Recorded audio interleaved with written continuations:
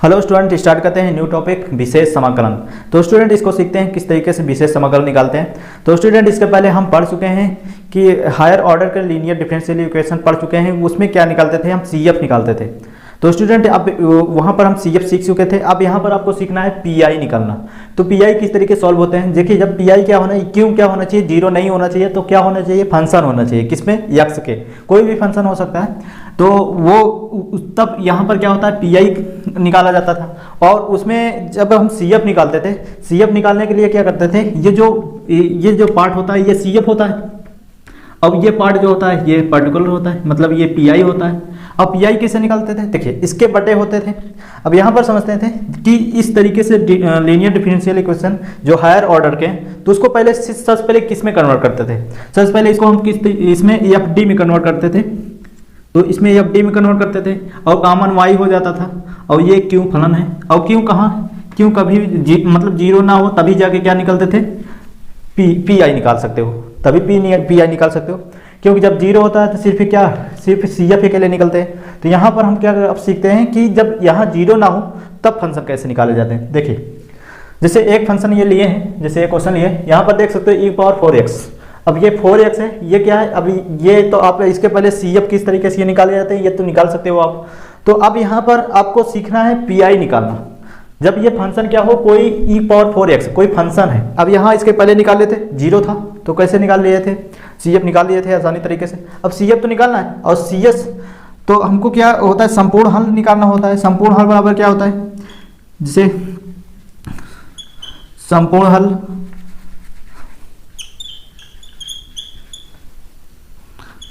हल मतलब जिसे CS बोलते हैं, CS बोलता है CF प्लस PI होता है। अब इसके पहले हम निकालते थे जब ये जीरो होता था तो हमको CF के लिए निकालना होता है, तब CS ये दोनों इक्वल हो जाते हैं, मतलब जो आप CF निकाल लो वो CS भी हो जाता था। अब यहाँ पर आपको फंक्शन भी दिया है, क्यों, कोई फंक्शन दिया है, क्यों कोई फंक्शन है, वो भी यक्स का फंक्शन, कुछ भी फंक्शन हो सकता है, ठीक, यक्स का फंक्शन हो सकते हैं। अब यहाँ पर समझते हैं तो इसको निकाले कैसे जाते हैं, PI कैसे सॉल्व किए जाते हैं। तो स्टूडेंट देख सकते हैं, पहले जब भी कोई अगर हायर ऑर्डर के लीनियर डिफरेंशियल इक्वेशन मिलेगा तो सबसे पहले हमको क्या करना होता है, इसको कन्वर्ट किया जाता है, FD में कन्वर्ट करते हैं। FD क्या होता है, डिफरेंशियल ऑपरेटर होता है। और ये y जो कॉमन लिए जाते हैं वो चीज़। अब इसमें जो y बराबर होते हैं, ये y बराबर जो ये चीज़ बटे में हो जाते हैं, y क्या होता है, FD ये क्या होता है, इसी को बोलते हैं PI, ठीक, इसी को बोलते हैं PI। तो इसको सॉल्व कैसे करते हैं, देखो स्टूडेंट इसमें सॉल्व करने के कई मेथड है, टाइप 1 टाइप 2, मतलब आपको फंक्शन क्यों अलग अलग तरीके से फंक्शन मिल सकते हैं। जैसे EX मिल सकते हैं, और ये sin x मिल सकते हैं, cos x मिल सकते हैं, एल्जेब्रिक एक्सप्रेशन मिल सकते हैं, मतलब कुछ भी x फंक्शन मिल सकते हैं, ठीक। तो x फंक्शन में कुछ भी मिल सकते हैं, एक पावर में एक्सपोनेंशियल और ट्रिग्नोमेट्री इनवर्स कुछ भी आप मिल सकते हैं। अब यहाँ पर सॉल्व करने के लिए मेथड जो है उसको देखते हैं, टाइप 1 देखते हैं। अब देखिए इसमें हम डिवाइड करके चलेंगे कि टाइप 1 पहले सीखते हैं, टाइप 1 जैसे मिलेंगे उस तरीके से क्वेश्चन कैसे सॉल्व होते हैं। तो उसके बाद टाइप 2 सीखेंगे, उसके बाद टाइप 3, इस तरीके से हम क्वेश्चन को सॉल्व करना सीखेंगे। तो पहले हम PI जब इसमें फंक्शन क्या हो, e⁴x टाइप हो, e⁴ax टाइप हो, तब उसके लिए क्या होता है, टाइप 1 ले लेते हैं। और इसको सॉल्व कैसे करते हैं, PI कैसे निकालते हैं, इसको समझते हैं। तो स्टूडेंट जब आप e⁴x कोई फंक्शन है तो उसके लिए ये आप y बराबर, क्यों क्या फंक्शन है, इसकी जगह क्या है, क्योंकि जब क्या e⁴x मतलब ax है तो e⁴ax होगा। और ये चीज़ जो कन्वर्ट हुआ है FD, ये चीज़ बटे में हो जाता है, मतलब यही PI होता है। तो आप इस पर रखोगे तो क्या आ जाएगा, FD। अब यहाँ पर ध्यान देना है, ये तो PI निकल गया, ये PI है, ठीक। अब इस तरीके से जब फंक्शन होंगे तब, अब यहाँ पर इसको जब निकालते हैं, सबसे पहले क्या करते हैं, ये जो a वैल्यू है PI निकालने के लिए, a वैल्यू इस पे पुट कर देते हैं। तो इस पे पुट करेंगे, एक केस ले लेते हैं, जब इस पे पुट करेंगे क्या आएगा, ये a में कन्वर्ट हो जाएगा, ऐसे कन्वर्ट होगा। अब हो सकता है इसमें इसका वैल्यू जीरो भी आ जाएगा। अब इसमें केसेस हो सकते हैं ना, जीरो भी आए, जीरो नहीं, मतलब जीरो भी हो सकते हैं, ये FA जीरो भी हो सकता है और नहीं भी आ सकते हैं। अगर नहीं आए, जीरो नहीं आए, तो यही आंसर हो जाता है, यही PI हो जाता है, ये कनॉट, मतलब ये चीज़ आप लिखोगे पहले इस तरीके से, तो उसके बाद सॉल्व करोगे। ये पहला में ये स्टेप ये है, ये सॉल्व हो जाएगा। जब जीरो नहीं आएगा तो जब एक वैल्यू ये चीज़ इसमें पुट कर दोगे डी में, तो ये जीरो नहीं आएगा नीचे, तो वो क्या आ जाएगा, वही आंसर हो जाता है। अब उसके बाद अगर मान लेते हैं ये ए पुट करने पर जीरो आ रहे हैं, ये बी केसेस बन जाएंगे, मतलब एक पुट करने पर क्या आ रहे हैं, जीरो। तो उसके लिए क्या होता है सर, फिर क्या करते हैं, इसी चीज़ को एक बार नीचे वाले के एक बार अवकलन कर देते हैं, ऊपर यक्स लिखकर अवकलन कर देते हैं, डेरिवेटिव कर देते हैं। जब डेरिवेटिव कर देंगे, डेरिवेटिव जब करेंगे तब उसमें एक फिर पुट करेंगे, फिर एक वैल्यू पुट करेंगे, ठीक, तब ये पी आई निकल जाएगा। अब ये पी आई माने जाएगा। जब ए पे रखेंगे तो ये जीरो आ रहा है, अब मतलब ये अगर जीरो आ रहे हैं तो वो चीज़ पी आई नहीं होगा। फिर उसके बाद इसका डेरिवेटिव करते हैं, जब डेरिवेटिव करेंगे तो उसमें फिर ए रखेंगे। जब ए रखेंगे तो इसमें क्या हो सकते हैं, वो भी जीरो हो सकते हैं, मतलब इसका भी मान क्या हो सकता है, मान लेते ये पी आई अगर जीरो नहीं है तो ये आंसर के यही हो जाएगा आंसर। अगर ये जीरो आ गए मान लेते, फिर पी आई जीरो आ गए, ठीक, मतलब ये फंक्शन डैश एक बार अवकलन करने पर भी एक वैल्यू रखने पर फिर जीरो आ रहे हैं, तो उसके लिए क्या होता है, उसके लिए फिर इसके बाद इसका अवकलन करते हैं, ये चीज़ और एक बार अवकलन करते हैं। यहाँ एक्स एक बार और रख के, एक एक्स पहले से एक्स स्क्वायर हो जाएगा, एक पावर ए x upon F double dash, फिर ए रखते हैं। ऐसे ये प्रोसेस चलता रहता है। इस तरीके से ये फर्स्ट वाले में टाइप 1 में आपको जब एक पावर एक्स टाइप का आपको क्वेश्चन मिलेंगे तो इसी तरीके से सॉल्व करते हैं। तो स्टूडेंट देखते हैं इसमें किस तरीके से ये क्वेश्चन सॉल्व होते हैं। एक क्वेश्चन इसी पे लिए और इसी मेथड से सॉल्व करते हैं। आपको ये चीज़ अगर थ्योरी नहीं समझ में आया तो आप क्वेश्चन को फिल करना है, ठीक, क्वेश्चन को फिल करके उसमें समझ लेते हैं वो किस तरीके से सॉल्व होते हैं, ठीक। जब भी आपको अगर थ्योरी ना समझ में आए तो वो क्वेश्चन को देखो, क्वेश्चन को अप्लाई करो और उसके बाद फील हो जाएगा आपको कि क्या थ्योरी में चल रहा है, ठीक, वो चीज़ अपने से फील हो जाएगी, ये अपने आप आ जाएगा। तो यहाँ पर समझते हैं, देखिए, तो सबसे पहले क्या करते हैं, हमको सी एफ निकालना होता है, मतलब हमको सी एस निकालना होता है। सी एस निकालने के लिए पहले सी एफ, उसके बाद पी आई, दोनों ऐड करोगे तभी तो आएगा सी एस निकलेगा। तो इसको हम मिटा रहे हैं, ये थ्योरी वाले, तो ये प्रोग्रेस ऐसे होते रहे ताकि हम यहाँ पर हम लिख सकें।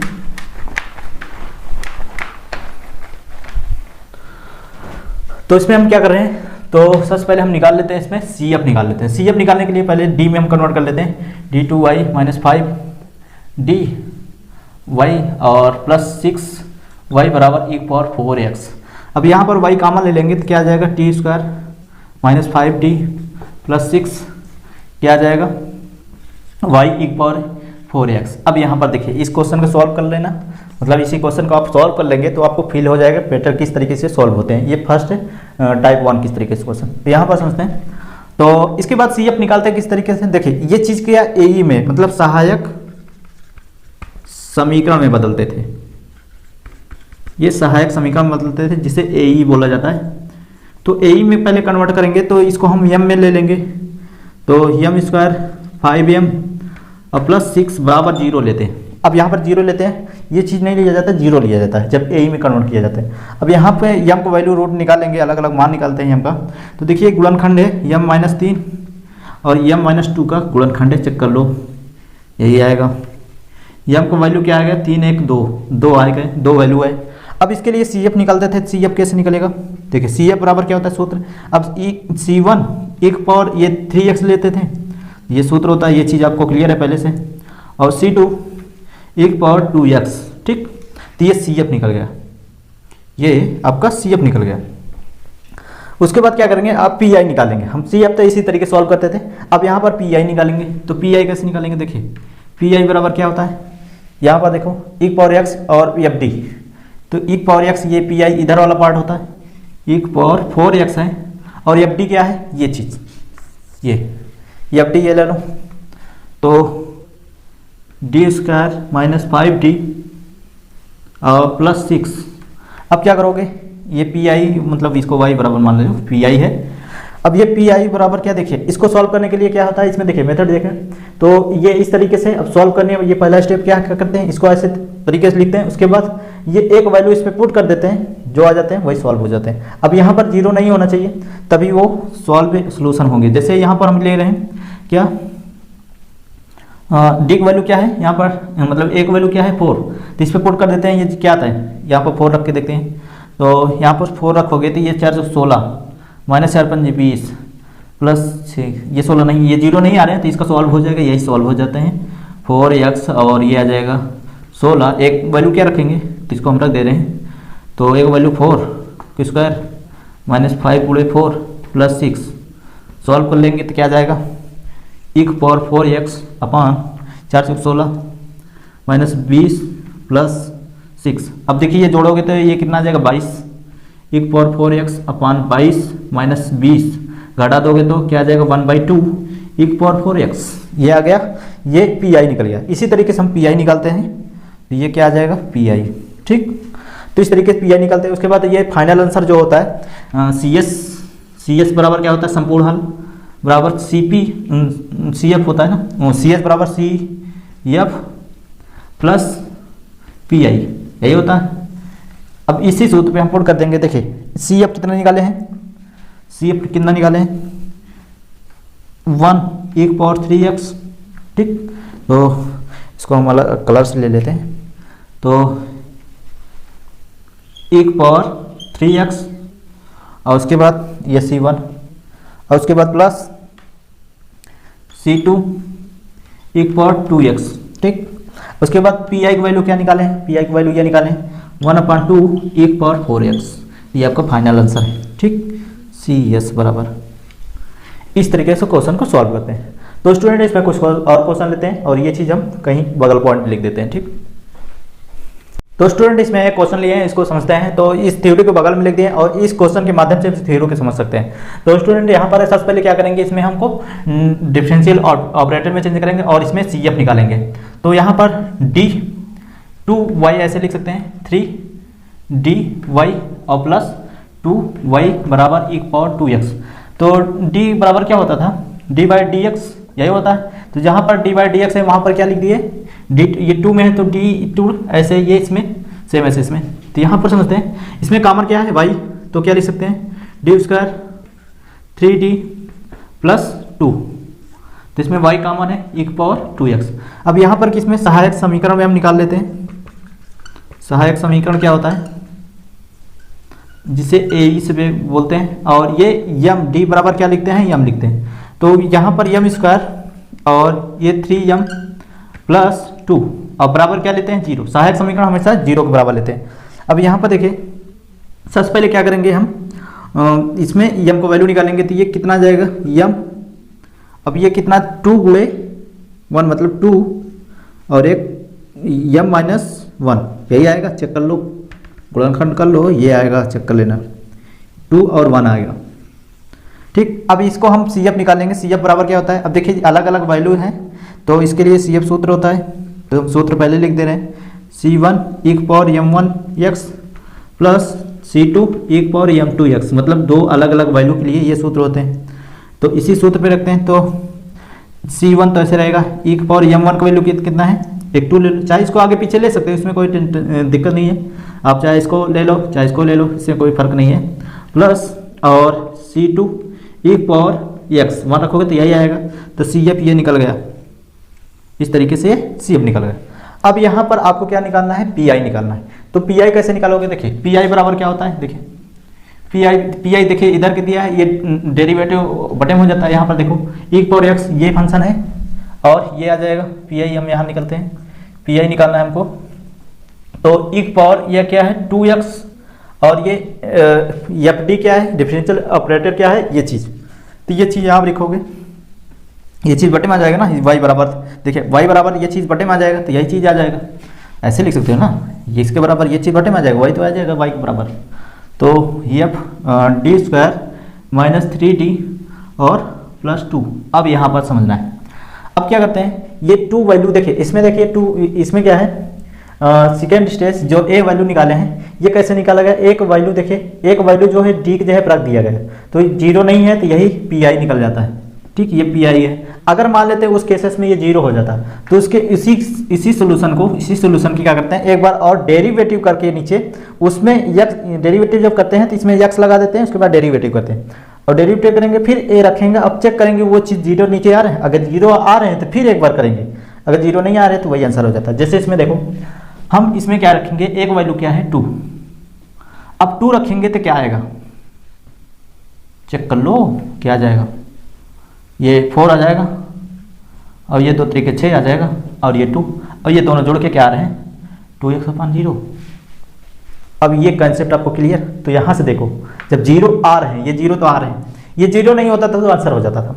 अब ये 0 आ गया तो क्या करोगे, तो उसके लिए ये कंडीशन नहीं होंगे, तो उसके लिए एक बार और डेरिवेटिव करते हैं। अब डेरिवेटिव कैसे करते हैं, देखिए यहाँ पर x लगा दो, x ऊपर लगा दो और नीचे डेरिवेटिव कर दो d के सापेक्ष, ये आ जाएगा 2d और ये 3 और ये 0 हो जाएगा। कर लिए, हो गया। अब क्या करना है, अब d को वैल्यू रखना, अब 2 को वैल्यू रखना है। अब 2 को वैल्यू रखते हैं, क्या आ जाएगा, देखो मतलब वही चीज़ तो दिया है। देखिए एक बार डेरिवेटिव का दिए, ये f डैश में आ गया। अब ये डेरिवेटिव वाले फंक्शन में एक वैल्यू रखा गया है। अब वो जब एक वैल्यू रखा गया है तो यही तो पी आई होता है, चेक कर लो। तो इसमें आप क्या रखोगे, तो एक वैल्यू फिर 2 रखेंगे तो क्या आ जाएगा, x = 2x अपान ये 2 × 2 -3 तो आ जाएगा x = 2x अपान ये 4 -3 तो ये आ जाएगा x = 2x अपान 1। यही तो आ गया। ये क्या आ जाएगा, पी आई क्या आ जाएगा, x = 2x। अब निकालना क्या, फाइनल आंसर क्या होता है, तो फाइनल आंसर हम लिख रहे हैं, तो CS बराबर होता है CF + PI। देखिए CF कितना निकाले, ये निकला है। CF इसके पहले वाले वीडियो में आप सीख चुके हो। अब ये CF यहाँ पर भी वही आ रहे हैं, वही मेथड, वही सवाल वही करना होता है। अब सिर्फ PI के एडवांस यहाँ पर बता रहे हैं, उसके आगे क्या किया जाता है। तो CF निकालें कितना, C1 = 2x + C2 क्या है, x प्लस PI की वैल्यू कितना निकले, PI की वैल्यू x = 2x। ये है आपका फाइनल आंसर। इसे बोलते हैं संपूर्ण हल, जिसे बोलते हैं कंप्लीट सॉल्यूशन। ठीक, अब इसमें और भी क्वेश्चन लेते हैं इसमें। तो स्टूडेंट इसमें एक और क्वेश्चन लिया है, इसको सॉल्व करते हैं। तो इसमें देखिए डिफरेंशियल ऑपरेटर में दिया है, आपको सिर्फ ए निकालना है।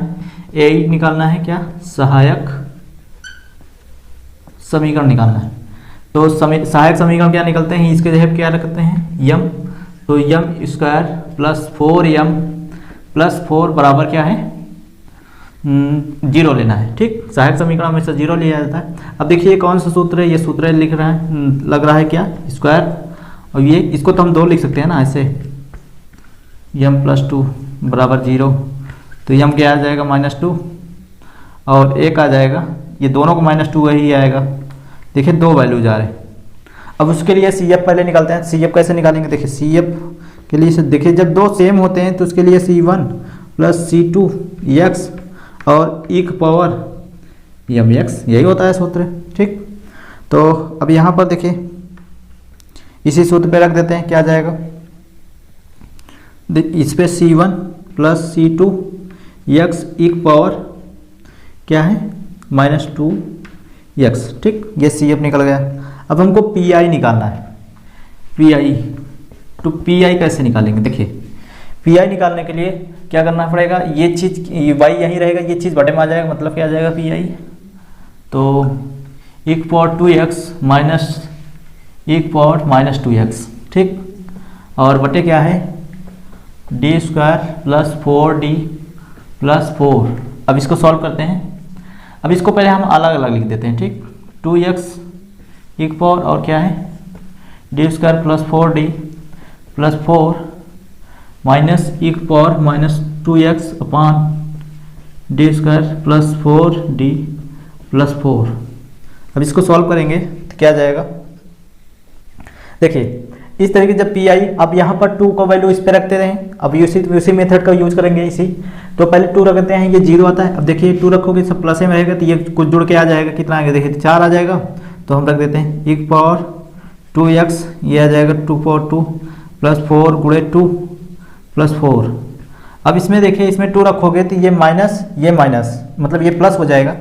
तो e की पावर 2x, अब चेक कर लेते हैं, ये -2 माइनस रखोगे ना, ये माइनस में, अब +4 इसका वैल्यू इस पे रखोगे तो गुणे -2 और +4 सॉल्व करते हैं, ये कितना आ जाएगा, तो ये e की पावर 2x अपान, तो ये 4 प्लस 8 प्लस 4, तो 4 4 8 16 आ जाएगा ये टोटल। इसको हम लिख दे रहे हैं ऐसे 1/16 माइनस, अब इसको चेक कर लेते हैं ये कितना आ जाएगा 4, अब ये -8, 1 पावर -2x, ये 4, ये प्लस में आ जाएगा ना क्योंकि इसका सम है, ये 8, अब ये +4, ये देखो चेक करो, ये दोनों जोड़ दोगे ये पूरा कट जा रहा 8, ये 0 आ रहा है, तो ये चीज़ मेथड गलत है। तो क्या करना है आपको, इसको एक बार डेरिवेटिव करोगे और ऊपर x लगाओगे, ठीक।